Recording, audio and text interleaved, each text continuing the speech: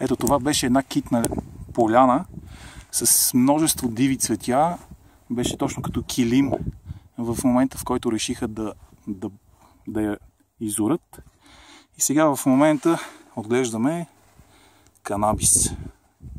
Мъжкото растение на канабиса, което, доколкото знам, не става за пушене, така че не бързайте да идвате. Ще останете разочаровани. Но силно се надявам все пак да се намери някое женско растение. Виждате какъв е обема. В далечината се виждат акациите и останалите ливади, които за щастие все още ги има, така че пчеличките ще донесат така вкусния ни ливаден мед, който вие вече познавате. Ето и тук се вижда целият пчелин, който е в двора на един фотоволтаичен парк.